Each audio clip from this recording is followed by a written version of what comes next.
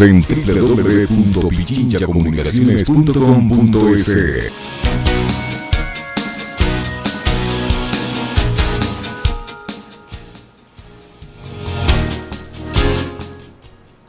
8 de la mañana con 7 minutos, 8 con 7 minutos en Punto Noticias, primera emisión. Saludamos con el doctor Gustavo Chiriboga, jurista, con quien vamos a conversar a continuación sobre las reformas a la Constitución que se debaten en la Asamblea Nacional precisamente este jueves. El Pleno de la Asamblea tiene previsto conocer en segundo debate el proyecto de reforma parcial a la Constitución que impulsa el denominado Comité por la Institucionalización Democrática. Hay que recordar que algunos de los integrantes de este grupo fueron parte del Consejo de Participación Transitorio, liderado por Julio César Trujillo, donde ahí sí les parecía que tenía sentido que existe este organismo. Pero ahora, como ya no son parte, entonces ahora sí impulsan un cambio en la Constitución para que se elimine el Consejo de Participación Ciudadana y que la facultad que tenía este organismo para designar a las autoridades de control del Estado pase nuevamente a la Asamblea Nacional. Estamos en un momento político delicado, a días, a menos de 3 meses de que se cambie la administración gubernamental. Es momento propicio, adecuado, y también la Asamblea, por supuesto, es momento propicio, adecuado, pertinente, doctor Chiriboga, para insistir en estas reformas a la Constitución. Muy buenos días, Licenia, un gusto saludarle, buenos días también para usted, Alexis. Bienvenido, doctor. Mire, el tema es complejo, ¿no? Como usted dice, los tiempos ahora mismo están enfocados en otro tema, que es el tema electoral, el tema de las elecciones, sobre las nuevas autoridades, y sobre la marcha implementar una reforma constitucional podría un poco afectar ese proceso constitucional. Mire que ahora mismo una de las cosas que se está debatiendo en la Asamblea, o que se debatirá el día de hoy, es la reforma respecto al número de asambleístas. En la introducción ustedes hablaban de este comité por la reinstitucionalización que planteaba una bicameralidad. Pues bueno, ya en la reforma o en el informe para segundo debate que debatirá el día de hoy la Asamblea ya no consta más de eso, pero sí consta una modificación respecto del número de asambleístas. Lo que ahora en la Constitución se señala que habrá 2 asambleístas por cada 200,000 habitantes, lo están cambiando para que sean 2 asambleístas por cada 300,000 habitantes. ¿Esto qué trae como consecuencia? Básicamente una reducción en el número de asambleístas. Y sobre esto hay que analizar cómo se podría afectar el tema de la representatividad, ¿no? Uh-huh. Porque justamente la idea de que haya un número de asambleístas por cada porción de la población, lo que quiere dar a significar es cómo se está representando a esas personas al interior de la asamblea. Si es que aumentamos el número, pues básicamente va a bajar esa representación. Por supuesto, estas son medidas que suenan bastante bien, que son muy populares y que seguramente van a servir de un enganche para una posible consulta popular, porque recordemos que este proceso es una reforma parcial y una vez que se apruebe en asamblea, si es que se aprueba, pasaría a una consulta popular. Entonces, por supuesto, suena muy atractivo hablar de una reducción de asambleístas, pero ya en la práctica eso podría afectar a la representación.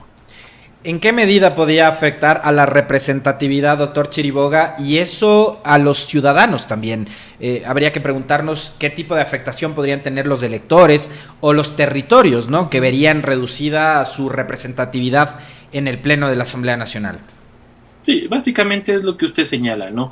Por supuesto, cuando se aumenta esta porción de la población que tiene que elegir los asambleístas, lo que estamos diciendo es que van a ser menos representativos los asambleístas, van a ser menos cercanos a la población.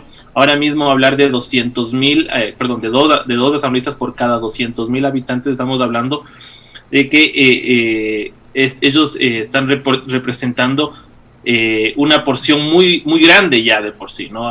Aumentarlo a 300,000 vamos a ver afectado la representatividad en los territorios, principalmente tomando en cuenta la realidad de nuestro país, donde hay muchísima ruralidad y donde normalmente las ciudades que eligen son los territorios que eligen los asambleístas son las jurisdicciones o las ciudades urbanas, ¿no? Entonces podría verse afectada ese tema, principalmente en el tema de representación al interior de la Asamblea.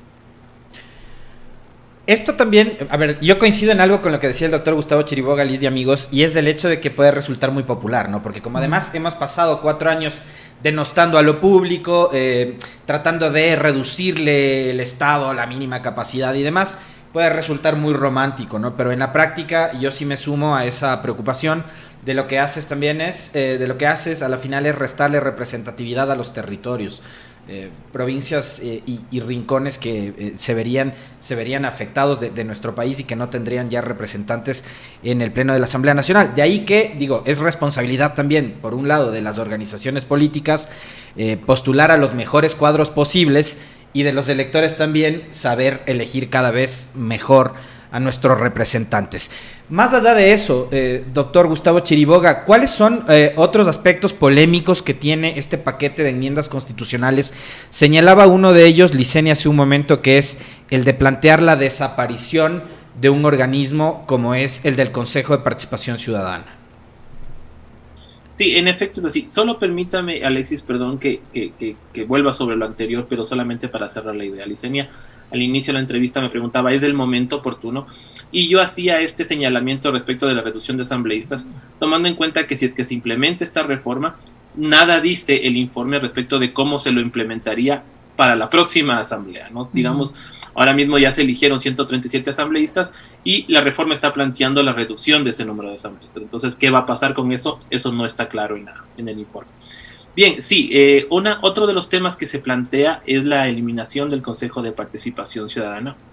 Mire que sobre esto ya hubo un pronunciamiento de la Asamblea, porque recordemos que hubo varios procesos al mismo tiempo, ¿no? Varias propuestas de enmienda, junto con también esta propuesta de reforma parcial del Comité por la Institucionalización. Y ya se trató este tema, ya hace unos meses atrás, ustedes recordarán, la Asamblea discutió esto, ya votó, y por supuesto no se aprobó la eliminación del Consejo de Participación Ciudadana. Ahora, hay que tomar en cuenta aquí que, por supuesto, esto se va acomodando a los tiempos políticos, ¿no?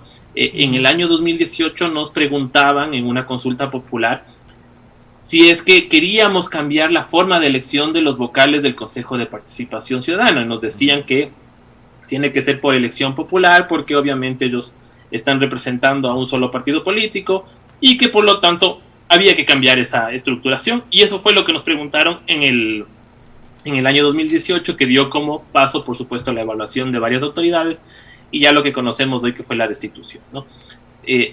Con base en eso se implementó un consejo de participación transitorio, y luego de esto vino la elección de los consejeros de participación, que de paso se decía no debían tener ninguna participación política, ninguna afiliación política a algún partido político. Y ahora por eso llama la atención que ya en cambio se lo quiere eliminar, ¿no? Cambiamos un poco esa perspectiva y al momento que se hace esto se está planteando que estas competencias se trasladen a la Asamblea. Entonces yo hablaba de ahí de una contradicción, porque por un lado en el año 2018 nos decían que los consejeros de participación ciudadana no deben tener ninguna afiliación política y tengan la libertad de elegir a las autoridades, pero ahora nos dicen que va a ser la Asamblea la que elija a las autoridades, donde obviamente hay una clara representación político-partidista. Y esto se podría prestar, doctor Chiriboga, a los acuerdos, a los negocios, incluso de por medio, para nombrar estas autoridades de control. Imagínense si ahora, con las autoridades de control que hay, que sabemos evidentemente de dónde proceden y cómo actúan y a quiénes obedecen, que podemos esperar de que luego, en una asamblea que va a estar bastante dividida, se logren poner de acuerdo para nombrar autoridades de control. Así es, Licenia. Ya el Ecuador tiene bastante experiencia sobre aquello. Si nos retrotraemos un poco en el tiempo, antes de la vigencia de la Constitución del 2008, ustedes recordarán cómo se elegían justamente a las autoridades de control y cómo tenía que a veces pasarse grandes, digamos, acuerdos políticos para poder elegir a las autoridades, ¿no? Yo creo que, si me permiten dar mi opinión, yo lo que creo es que más allá de la forma de elección, lo que se necesita es la calidad de elección, ¿no? Lo mismo se aplica para el tema del número de asambleístas, no importa tanto el número, no importa tanto quién los elija, sino la calidad de esos representantes. Y de ahí algo que yo rescato de lo que decía Alexis, mucho importará de justamente cómo las organizaciones políticas nos plantean a los electores esas autoridades, ¿no? Entonces, sí, estas competencias se las está planteando que regresen a la Asamblea, y esto, por supuesto, estará sujeto a acuerdos políticos con las consecuencias que ya todos conocemos. Otra propuesta era la de ir hacia el modelo de la bicameralidad. Y digo, si ahora tenemos un pleno que ha estado en medio de la polémica y con unos números y unas cifras de credibilidad muy bajas, que son históricas, sí, o sea, digo, en ningún país del mundo el Parlamento es la institución mejor calificada posible, eso, digamos, es histórico, pero en esta coyuntura ha sido peor, ¿no? Porque han coincidido una serie de factores, un gobierno que tiene muy malos números, una asamblea con malos números, una justicia con malos números, una función electoral con malos números, etcétera, etcétera, etcétera, pero a la par de eso, hemos tenido varias polémicas en torno al desempeño y al rol de una mayoría que aparentemente actuó de acuerdo a lo que mencionaba Licenia hace un momento, ¿no? La troncha, el arreglo, el negociado, el reparto de cargos públicos, de hospitales, etcétera, etcétera. ¿Cómo ir de un modelo como el actual, en donde tenemos una sola Cámara de Representantes, que es la Asamblea Nacional, a un modelo de bicameralidad, para tener doble obstáculo al momento de procesar reformas y leyes, doctor Chiriboga? Bueno, Alexis, yo lo señalaba ya al inicio de la entrevista. Esa fue una de las propuestas que hizo justamente el Comité por la Institucionalización, y que ahora ya no está esa propuesta, ¿no? En el informe para segundo debate ya no se recoge esta propuesta. De hecho, gran parte de esa iniciativa ciudadana ya no está plasmada en este informe para segundo debate. Yo creo que ahí habían temas importantes como el tema, por ejemplo, del veto, ¿no? Eso ya no está recogido tampoco en el informe, y digamos, en contraprestación, por así decirlo de alguna manera, a esta propuesta, lo que se hace es justamente recoger el tema de la reducción del número de asambleístas, pero ya la bicameralidad no se la está implementando, solamente por un tema de referencia. El Ecuador ha tenido ya bicameralidad y ha tenido su experiencia respecto de eso, porque cuando hacemos una asamblea, un legislativo, un parlamento bicameral, muchas de las decisiones que adopta la Cámara Baja están condicionadas a la decisión final de la Cámara Alta, ¿no? Entonces, ahora mismo tenemos una asamblea que muchas veces está bloqueada de tomar decisiones porque no hay una mayoría, digamos, cohesionada, o esa mayoría depende de las circunstancias o incluso de los arreglos políticos. Y a esto sumado el poder de veto del presidente de la República, que ya es un veto fuerte. Mire que usted, para que aprobar una ley necesita una mayoría absoluta, pero para sortear el veto necesita una mayoría calificada o de las 2/3 partes. Ya implica, por supuesto, ya una obstaculización para que la Asamblea tome decisiones. A eso súmele que si es que existe una Cámara Alta y una Cámara Baja, ¿cómo podría obstaculizarse justamente esa toma de decisiones? El tema de la bicameralidad o unicameralidad, como insisto, más allá del modelo que se adopte, es nuevamente la calidad de la legislación lo que importa, ¿no? Pero esa propuesta ya no está más, ya no se lo ha recogido en el informe para segundo debate de estas reformas parciales, y por lo tanto solamente quedará como una referencia de lo que se intentó hacer. ¿Qué pasa, doctor Chiriboga, con la sugerencia o con la propuesta de la autonomía de la Fiscalía General del Estado? Según la legisladora Elizabeth Cabezas, lo que se propone es reformar la estructura organizacional de esta institución, de la Fiscalía, para garantizar, dice ella, la independencia del control público y fortalecer la lucha contra la corrupción. De esta forma se eliminaría a la Fiscalía del control del Consejo de la Judicatura y se le otorgaría verdadera autonomía institucional. ¿Qué tan bueno o malo significa este cambio, tomando en cuenta la forma como ha procedido la actual Fiscalía General del Estado? Bueno, en efecto, esa es una de las propuestas que sí se mantiene. Se está retirando dentro de la función judicial a la Fiscalía, para que no esté sujeto al tema administrativo por parte del Consejo de la Judicatura. Ahora bien, la autonomía para el ejercicio de sus funciones está ya ahora mismo garantizado por la Constitución. La Fiscalía tiene la exclusiva competencia de activar los procesos penales a través de la acción preprocesal y procesal penal. Para eso no se requiere de una reforma constitucional.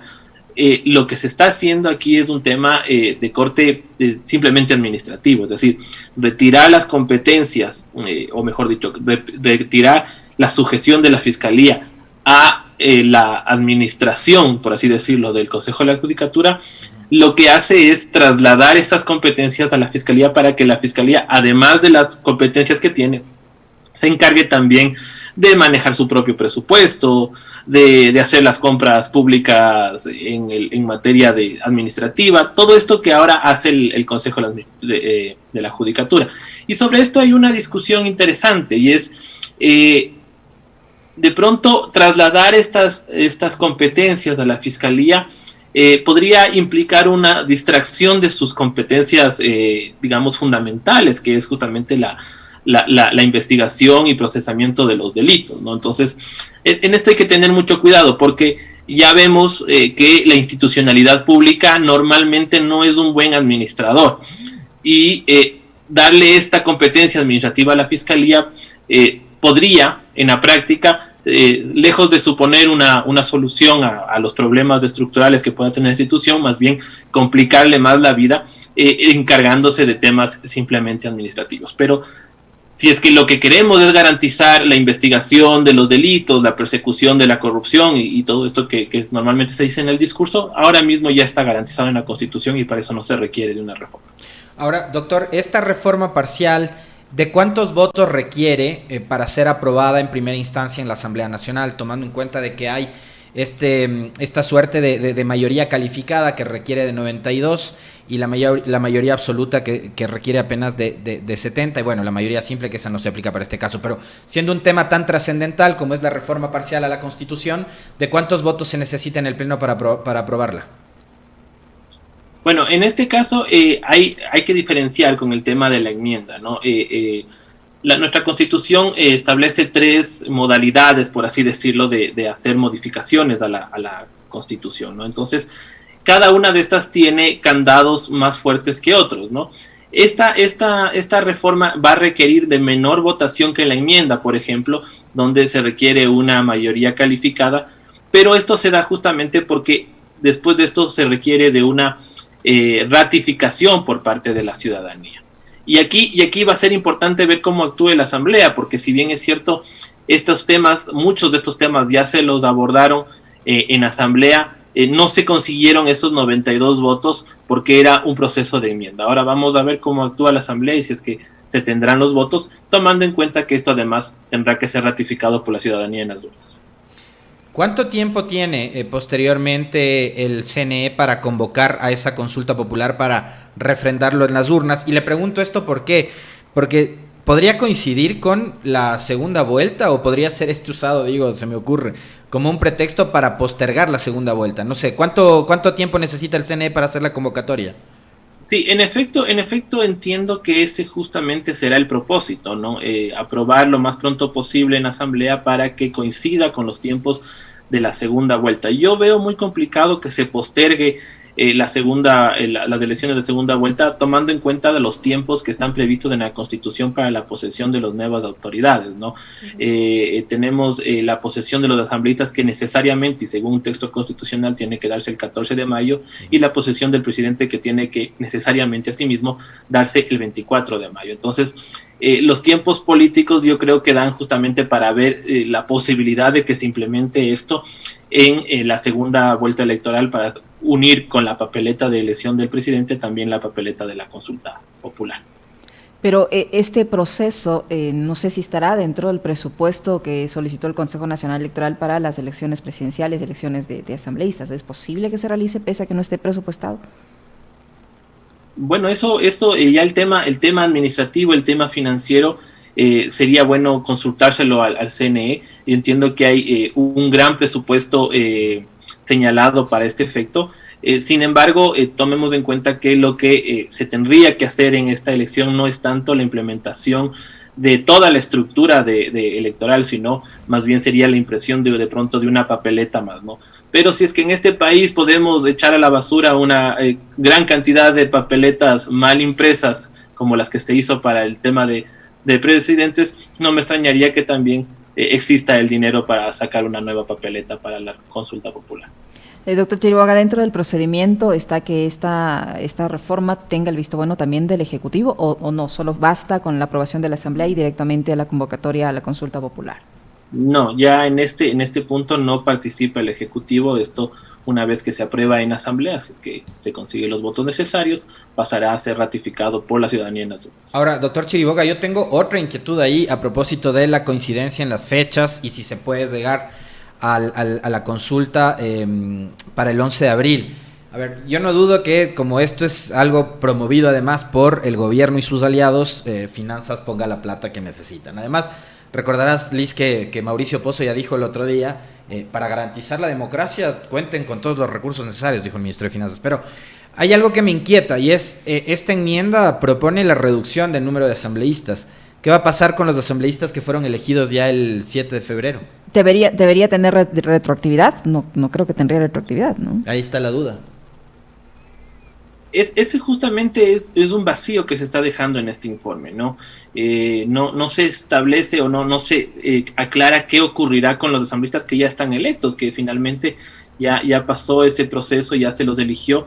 No se dice nada de si es que estas reformas se aplicarán de pronto para un siguiente periodo, no, nada de eso se dice en la Constitución. De hecho, en la reforma de la Constitución. De hecho, tampoco se aclara o no queda muy claro qué pasará con las autoridades que ya fueron o que están elegidas ahora por la asamblea, ¿no? Estas autoridades de control que ahora mismo las elige el Consejo de Participación Ciudadana. Uh-huh. Hay una disposición transitoria ahí que dice que se mantendrán en sus cargos y que solamente serán elegidos el Contralor y el Defensor Público. Sin embargo, esto llama la atención porque ante la implementación de un nuevo régimen constitucional, todas las autoridades deberían sujetarse a ese nuevo régimen constitucional. ¿Sí? Entonces, aquí hay un problema de técnica legislativa, porque por un lado se soluciona de un modo un poco extraño el tema de la elección de las autoridades de control, pero por otro lado nada se dice de esta reducción de los asambleístas, cuándo se la van a implementar, cómo se va a proceder, y por supuesto esto podría traer o caotizar justamente el sistema constitucional nuevo que se implementaría, ¿no? Esto justamente yo creo que será materia del debate del día de hoy, aclarar estas cosas, aclarar estas dudas para que por supuesto no quede ninguna de estos problemas vigentes. ¿Por qué solo se cambiaría al Contralor y al Defensor Público, doctor Chiriboga? ¿Por qué no a todas las autoridades de control? Si se supone hay una enmienda constitucional y todos deberían someterse a un nuevo proceso. Sí, justamente eso es lo que nos esperaríamos, ¿no? Que todas las autoridades se sujeten al nuevo régimen constitucional. Ahora, entiendo que la lógica detrás de la elección o de la sola elección de un nuevo Contralor y Defensor Público tiene que ver que estas autoridades digamos, están prorrogadas de sus funciones. El señor Contralor General del Estado fue ratificado por el Consejo de Participación Ciudadana transitorio, pero no se hizo un proceso de concurso público para elegir al nuevo Contralor. Entonces, entiendo que esa es la lógica detrás de esto, ¿no? Para que ahora sí se lleve a cabo ese proceso y se elija el nuevo Contralor. Otra duda que me asalta, doctor Chiriboga, ya para ir terminando porque se nos va acabando el tiempo, es eliminar el Consejo de Participación Ciudadana, que digamos es uno de las instituciones elementales dentro de la estructura del Estado. No es precisamente modificar esa estructura del Estado y no debería ser, no debería darse paso a esa eliminación o esa reforma, etcétera, etcétera, en el funcionamiento del Consejo a través de la misma vía por la que fue creado, es decir, una asamblea constituyente. ¿Sí se puede hacer vía reforma en la asamblea esto? Bueno, ya más allá de las disquisiciones que se podrían tener alrededor del tema, esto ya ha sido zanjado por la Corte Constitucional, ¿no? Tomemos en cuenta que cada vez que se presenta una propuesta de modificación a la Constitución hay un primer filtro del trámite, ¿no es cierto?, que lo hace la Corte Constitucional. Y ya la Corte ha determinado en este caso que no hay una afectación a la estructura fundamental de la Constitución, como dice nuestra Carta Magna, y que por lo tanto se la puede tramitar por la vía de la reforma parcial, ¿no? La lógica detrás de esto es, por supuesto, que la función de transparencia y control social se va a mantener, y lo que se elimina es un órgano de esa función. Esa es la lógica que hay detrás de esta modificación y que por lo tanto justificaría que no haya un cambio en la estructura. Pero mire que esto es curioso, ¿no? Porque justamente en la reforma que se va a tramitar el día de hoy en Asamblea se se habla de que el proceso de veeduría ciudadana y el proceso de rendición de cuentas que ahora mismo lo lleva a cabo el Consejo de Participación Ciudadana, porque recordemos que todas las autoridades anualmente tienen que presentar un informe de rendición de cuentas al Consejo de Participación Ciudadana. Si bien es cierto, se trasladan las competencias de designación de autoridades a la Asamblea, ¿qué ocurre con estas otras competencias que ahora mismo tiene el Consejo, ¿no? Entonces, ahí en la reforma de la Constitución lo que se está planteando es que esta instancia de coordinación que tiene el la función de transparencia y control social será la que se encargue de tramitar o de llevar a cabo el tema justamente de veedurías ciudadanas y de rendición de cuentas. Con lo cual también queda un poco en el aire esta situación, ¿no? Porque la instancia de coordinación no es una institución como tal según nuestra Constitución, es digamos esa instancia en la que se elige a un representante de la función, pero no es una, digamos, una función o un órgano como tal, ¿no? Y eso se lo está dejando a esta instancia de coordinación. Para finalizar, doctor Chiriboga, usted como conocedor de la Constitución creo que merita hacerle la siguiente pregunta. ¿Qué dice la Constitución respecto al hecho de pedir abierta y expresamente la participación, la intervención de Fuerzas Armadas para solucionar un conflicto electoral cuando un resultado no me es agradable? Absolutamente es un tema inconstitucional. Y no solamente eso, sino que es un tema totalmente que desdice de ese espíritu democrático, ¿no? Lamentablemente creo que en los momentos y en el calor político que estamos, muchas veces se justifican estos pronunciamientos, pero que realmente más bien son una afrenta al sistema democrático, ¿no? Yo creo que ya como en este momento de la historia, ¿no? En pleno 2021 no podríamos nosotros jamás aceptar una intervención militar. De hecho, nuestra propia Constitución señala claramente que nuestras Fuerzas Armadas no pueden intervenir, ¿no? Ellos no pueden digamos, tomar participación sobre una elección democrática. Eso ya quedó para el pasado, para las viejas dictaduras de los años 70, 80, ¿no? Y ahora mismo ya esto es imposible que se dé. Muchísimas gracias, doctor Chiriboga, por su tiempo, por la información que nos ha proporcionado en este diálogo, que ha sido sin duda muy interesante conversar con usted, doctor Chiriboga. Le agradecemos por el tiempo. Muchísimas gracias. Muy amable, doctor. A ustedes muchísimas gracias, un buen día. Liz, tenemos algunas novedades. Sí. A ver, en el ámbito judicial. Sí, yo tengo algo que contarles, que todavía no tenemos la confirmación del caso, pero está circulando ya esta información, y tiene que ver con que esta madrugada fueron allanados los domicilios del alcalde de Quito, Jorge Yunda, y del ex procurador del municipio, Dunker Morales, dentro del proceso que se investiga la compra supuestamente irregular de pruebas para detectar el COVID-19. La diligencia fue autorizada por el presidente de la Corte de Justicia de Pichincha e incluyó la incautación de equipos tecnológicos, informáticos, computadores, documentos que pudieran estar relacionados con el hecho en mención, es decir, con el hecho que se investiga. Sin embargo, hasta el momento, los equipos de comunicación ni de la alcaldía ni de la fiscalía han podido confirmar este allanamiento. No obstante, es información que ya está circulando en diferentes medios en redes sociales. Y yo quiero actualizarles también la información con respecto del estado de las vías acá en nuestra provincia. Nos acaban de informar de que hay tráfico controlado en la vía Aloa Unión del Toachi. Más adelante vamos nuevamente a estar estableciendo contacto vía telefónica con Edwin Herrera, director de Vialidad del gobierno de Pichincha, para que nos cuente cómo están llevando adelante los trabajos de limpieza en esta importante carretera que une nuestra provincia con Santo Domingo y con la costa del país. Así que informarles que a esta hora hay tráfico controlado también en la vía Aloa Unión del Toachi. Muy bien, dicho esto, les pedimos que se queden con nosotros, hacemos una pequeñísima pausa para ponerles en contexto y enseguida regresamos para conversar con Edson Alvarado, alcalde de Santa Lucía, presidente de la AME Regional 5. No se vayan. Muy bien.